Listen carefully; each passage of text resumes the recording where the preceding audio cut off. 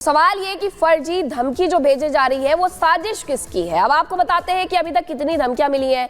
साल 2024 की अगर हम बात करें तो सबसे ज्यादा विमान को बम से उड़ाने की धमकी इस दौरान 2024 में दी गई है। 17 अक्टूबर तक 400 से ज्यादा धमकियां मिल चुकी है। जून महीने में सबसे ज्यादा 100 धमकियों भरे मेल आए या फोन आए या फिर इससे रिलेटेड सोशल मीडिया साइट पर लिखा गया था। अक्टूबर में 94 से ज्यादा धमकियां मिल चुकी है कि विमान को उड़ा दिया जाएगा, जिसकी वजह से आनन फानन में विमान की इमरजेंसी लैंडिंग करवानी पड़ती है। राहत की बात यह है कि सभी कॉल्स हॉक्स रही है, यानी कि फर्जी रही है, लेकिन इसके बाद भी जो धमकी भरे मैसेजेस हैं वो आने बंद नहीं हुए हैं और एयरपोर्ट की सुरक्षा इस लिहाज से बढ़ा दी गई है।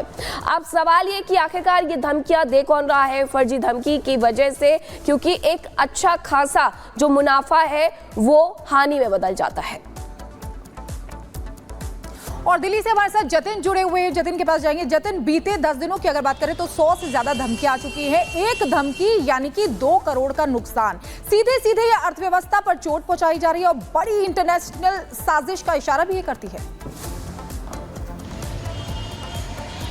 आज बिल्कुल देखिए, अर्थव्यवस्था को तो नुकसान है ही, साथ ही एविएशन इंडस्ट्री को भी इससे नुकसान है। और सबसे बड़ा सवाल ये कि आखिरकार ये साजिश रच कौन रहा है। पिछले 5 दिनों में 75 से ज्यादा एयरलाइंस को इस तरीके से धमकी मिली और शनिवार की बात कर ले तो 5 बड़ी एयरलाइंस के तकरीबन 25 ऐसी फ्लाइट थी जिनको इस तरीके की धमकी जो है वो मिली है। दिल्ली समेत मुंबई और देश के दूसरे राज्यों की पुलिस ने भी इस धमकी को लेकर फ्लाइट को जो लगातार मिल रही है अलग अलग FIR दर्ज है, लेकिन अभी तक की इन्वेस्टिगेशन ये बता रही है कि विदेश बैठे कुछ VPN का इस्तेमाल करके, वर्चुअल जो नेटवर्क है उसका इस्तेमाल करके इस तरीके के थ्रेट कॉल्स एविएशन मिनिस्ट्री को, फ्लाइट ओनर्स को, फ्लाइट की वेबसाइट्स पर लगातार ये डाल रहे हैं। और ये सबसे ज्यादा जो मेल आ रहे हैं वो कनाडा, US, जर्मनी से मेल आ रहे हैं। और ये भी जानकारी मिल रही है कि सोशल मीडिया X का भी इस्तेमाल किया जा रहा है। एक पोर्टल ऐसा था जिसमें 25 threat mail social media X के जरिए जो है वो पोस्ट किए गए थे। हालांकि इन सभी को ध्यान में रखते हुए, चाहे वो सेंट्रल एजेंसीज हो, स्टेट लेवल पुलिस हो, इस पूरे मामले को इन्वेस्टिगेट कर रही है।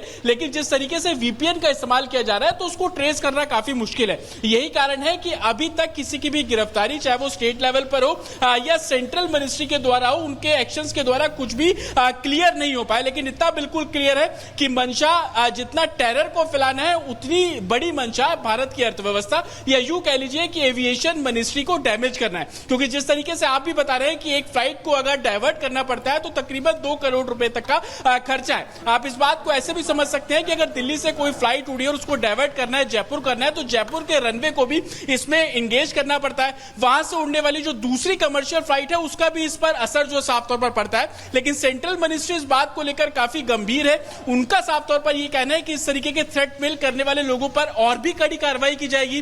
जरूरत पड़ने पर कानून में भी प्रावधान किया जाएगा कि जिस तरीके से थ्रेट मैसेज भेजे जाते हैं तो लोगों में डर हो कि वो इस तरीके के मैसेज ना करें। हाल ही में देखा गया कि कई ऐसे केसेस भी थे, चाहे वो एविएशन मिनिस्ट्री के ना हो बल्कि दूसरी, चाहे स्कूल और अस्पताल और मॉल के थ्रेट को लेकर हो, वहां पर भी कई सख्त काम जो है वो किए गए। लेकिन सबसे बड़ा सवाल यह है कि अगर आप पिछले बिल्कुल भारत को आर्थिक तौर पर यहाँ नुकसान पहुंचाने की जो कवायद है वो सीधे तौर पर की जा रही है। अब आपको बताते हैं कि आखिरकार करोड़ों की चपत कैसे लगती है। एक धमकी से करीब 2 करोड़ रुपए तक का नुकसान होता है, क्योंकि यात्रियों को उन प्लेन से उतारा जाता है, दूसरे प्लेन में बैठाया जाता है और अब तक 100 से ज्यादा बार धमकियां मिल चुकी है। अगर हम सिर्फ 2 दिन की बात कर ले तो 2 दिन में 55 धमकियां दी गई हैं।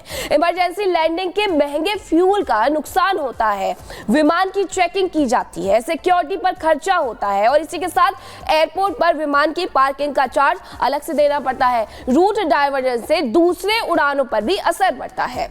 यात्रियों, स्टाफ को ठहराने, उनके खाने पीने का खर्चा भी एयरलाइंस को ही देना होता है और फ्लाइट में देरी से यात्रियों को भी कहीं ना कहीं नुकसान होता है, उनके समय का नुकसान होता है। तो ये तमाम ऐसी चीजें हैं जो ये बताती है कि आखिरकार जब एक फ्लाइट को धमकी मिलती है तो उसके बाद किस तरीके से उस पूरी एयरलाइंस पर असर पड़ता है।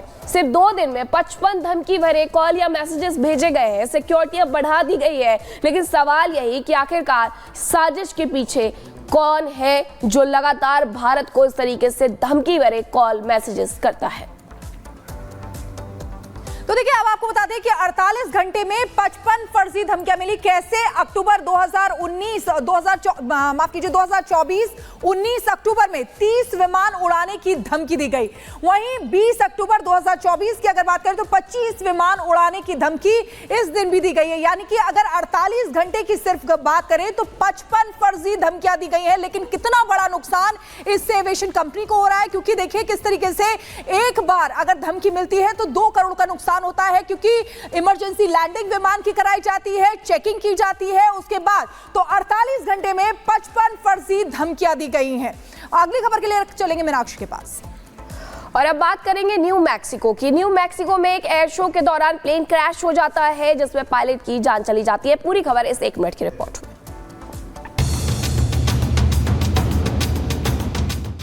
तस्वीरें अमेरिका के न्यू मैक्सिको की है, जहां ये प्लेन लड़खड़ाता नजर आ रहा है।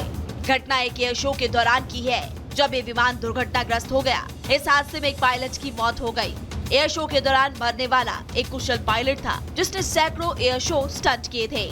दरअसल लास क्रूसेस के अधिकारियों का कहना है कि चार्ल्स थॉमक, Chuck Coleman Las Cruces air and space expo के दौरान दुर्घटनाग्रस्त होने पर मोनोप्लेन में पायलट की मौत हो गई।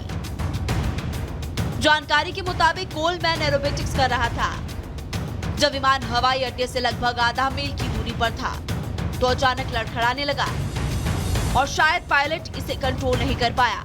बता दें कि कोलमैन एक इंजीनियर के साथ साथ एरोबेटिक और टेस्ट पायलट भी था, जिसमें 10,000 घंटे से ज्यादा उड़ान का समय लिया था। Bureau report, Republic Bharat.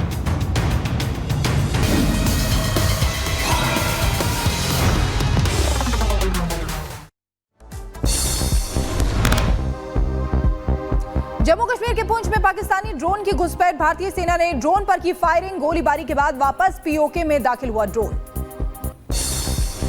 Jammu Kashmir में 10 जगहों पर काउंटर इंटेलिजेंस की छापेमारी। लश्कर के भर्ती मॉड्यूल का भंडाफोड़, 7 लोगों को हिरासत में लिया गया। ब्रिक्स शिखर सम्मेलन के लिए रूस दौरे पर प्रधानमंत्री नरेंद्र मोदी राष्ट्रपति पुतिन से करेंगे मुलाकात। चीनी राष्ट्रपति शी जिनपिंग से भी होगी मुलाकात। रूस के राष्ट्रपति कजान में 16वें ब्रिक्स शिखर सम्मेलन का आयोजन और 2 दिन के रूस दौरे पर प्रधानमंत्री मोदी। रामगोपाल यादव की बड़ी मुश्किलें। अटॉर्नी जनरल से रामगोपाल की शिकायत, सीजेआई पर अभद्र टिप्पणी करने पर कार्रवाई की मांग। महाराष्ट्र तक सीएम योगी आदित्यनाथ के बयान की चर्चा। मुंबई में लगे सीएम योगी आदित्यनाथ के पोस्टर्स और लिखा, बटेंगे तो कटेंगे। डेरा प्रमुख राम रहीम की बड़ी मुश्किलें। सरकार ने दी बेअदबी मामलों में केस चलाने की मंजूरी। सुप्रीम कोर्ट ने हटाया था स्टे। अवैध मस्जिद विवाद पर मस्जिद कमेटी का बयान, का ध्वस्तीकरण के लिए नहीं है पैसे, काम में देरी होने की कही बात। बढ़ते प्रदूषण के बीच दिल्ली एनसीआर में लागू हुआ ग्रैब 2। डीजल से चलने वाले जनरेटर पर रोक। सीएनजी, इलेक्ट्रिक बस और मेट्रो के फेयर बढ़ाए गए।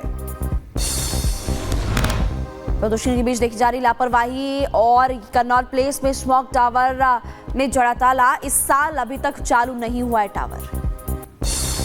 यूपी के आगरा में भी बढ़ा AQI का स्तर। ताजमहल के आसपास छाई जहरीली धुंध। अलर्ट मोड पर प्रशासन।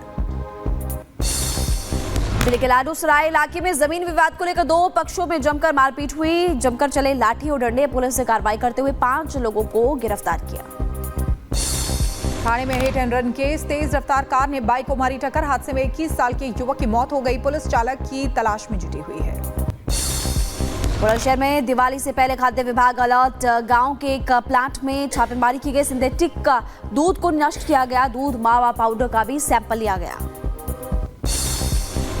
मुजफ्फरनगर पुलिस का पत्थरबाजों पर एक्शन। 12 से ज्यादा पत्थरबाज किए गए गिरफ्तार। सीसीटीवी फुटेज के आधार पर की गई पहचान। मध्य प्रदेश के मंदसौर में नौकर ने 20,000 रुपए के लिए मालिक की हत्या कर दी। 8 बार मालिक पर वार किया। वारदात को अंजाम देने के बाद आरोपी नौकर फरार। यूपी की झांसी में एक युवक के साथ मारपीट हुई है। कुछ लोगों ने जमकर की पिटाई। वीडियो सोशल मीडिया पर वायरल। 2 दिन पुराना बताया जा रहा है वीडियो। यूपी के अम्बेडकर नगर में चाइनीज लहसुन के खिलाफ कार्रवाई। लहसुन को जब्त करने के लिए मंडी पहुंचे अधिकारी। चीन में दिखा बाढ़ जैसा नजारा। चारों तरफ दिखा पानी का अंबार। सड़कों पर खड़ी गाड़ियां पानी में डूब गई। मैक्सिको के रोसेविल में बारिश के बाद बिगड़े हालात। सड़कों पर भर गया पानी और 2 लोगों की जान चली गई। लेबनान पर इजराइल का हमला जारी, बेरूत के दक्षिणी हिस्से में की भीषण बमबारी, धमाकों से दहला पूरा इलाका। इजराइल ने एक बार फिर हमलों को किया नाकाम, उत्तरी इजराइल पर दागे गए मिसाइल आयरन डोम सिस्टम ने हवा में मार गिराया। इजराइल की सेना का ईरान पर बड़ा आरोप, कहा लेबनान में नगद रुपए और सोने से भरे बक्से भेज रहा है ईरान, बंकर में मिले नगद रुपए और सोने का बक्सा।